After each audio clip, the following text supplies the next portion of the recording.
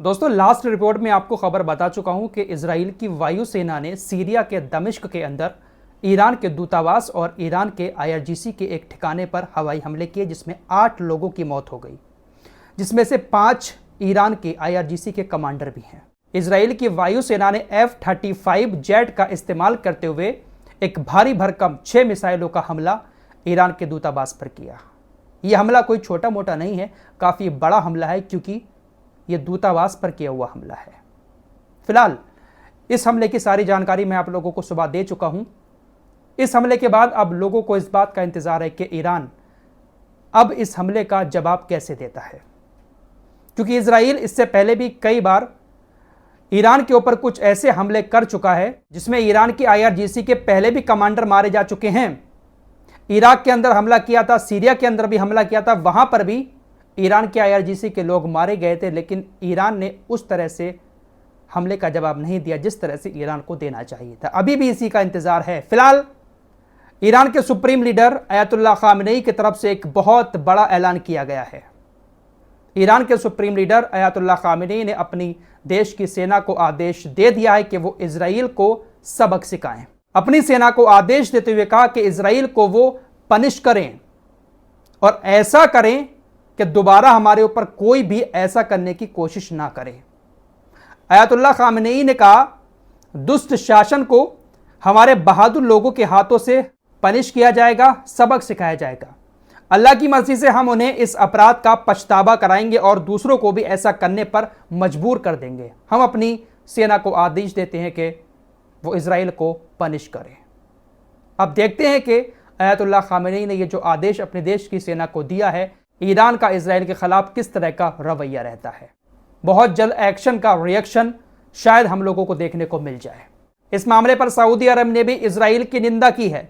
Saudi अरब ने निंदा करते हुए कहा कि इजराइल ने सारे अंतर्राष्ट्रीय कानूनों को तोड़कर इस तरह से दूतावास पर हमला किया है। यह सरासर गलत है, हम इसकी निंदा करते हैं। दोस्तों, इन सारी चर्चाओं के बीच आज ईरान के राष्ट्रपति इब्राहिम रईसी ने तुर्की के राष्ट्रपति रजब तैयब एर्दोगान से फोन पर बातचीत की। इब्राहिम रईसी ने इजराइल के इस तरह के कारनामों को लेकर तुर्की के राष्ट्रपति से काफी लंबी चौड़ी बातचीत की और इसी बातचीत के दौरान इब्राहिम रईसी ने रजब तैयब एर्दोगान से कहा कि इजराइल के साथ तुर्की के पाखंडी रिश्ते हमारी नजरों से छिपे हुए नहीं हैं।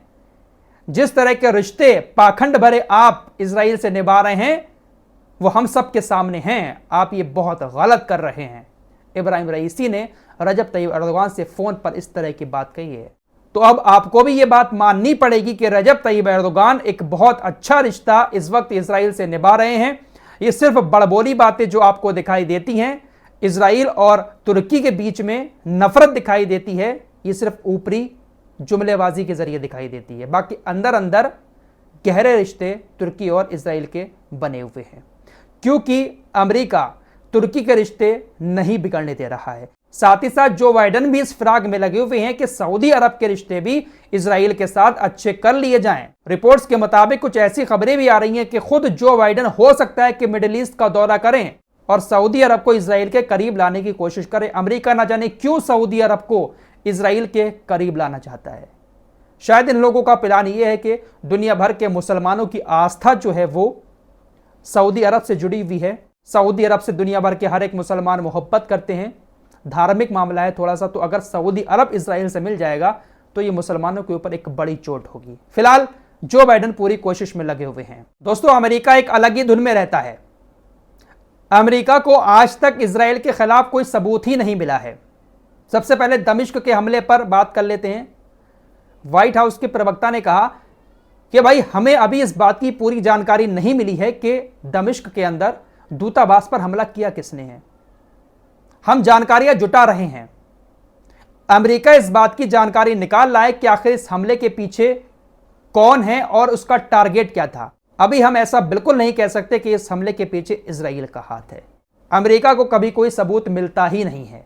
साथ ही साथ अल शिफा हॉस्पिटल की बात करें, जिसके बारे में मैंने आपको कल ही बताया था, कैसी दर्दनाक तस्वीरें वहां से आई हैं जब इजराइल की सेना उस हॉस्पिटल को छोड़कर गई है 15 दिन के बाद। कैसी सड़ी गली लाशें हॉस्पिटल के अंदर निकली हैं।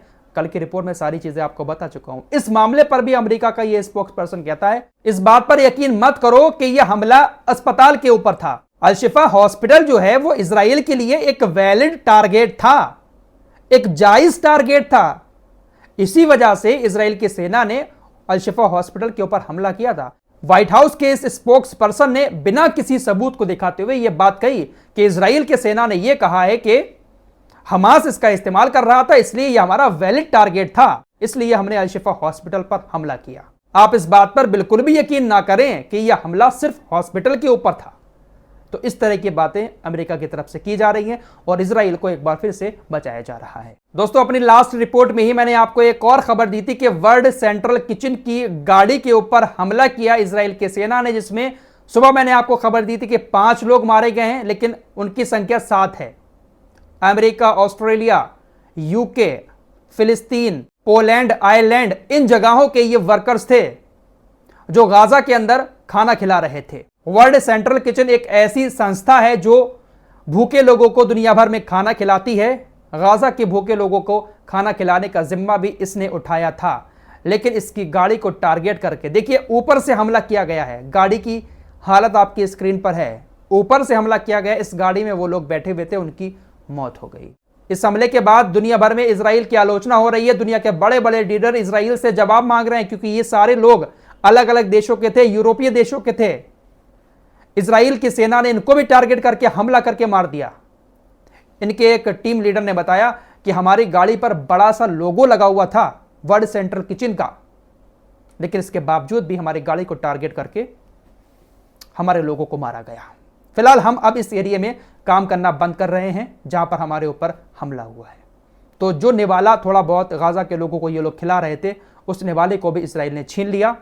लेकिन जब इजराइल की पूरी दुनिया में आलोचना हुई है, तो अब इजराइल माफी मांगने सामने आ चुका है। नेतन्याहू तो हॉस्पिटल में है, लेकिन उसके नाम से एक स्टेटमेंट जारी किया गया जहां पर नेतन्याहू ने इस हमले की माफी मांगी है और कहा है कि गलती से यह हमला हमारी सेना से हो गया।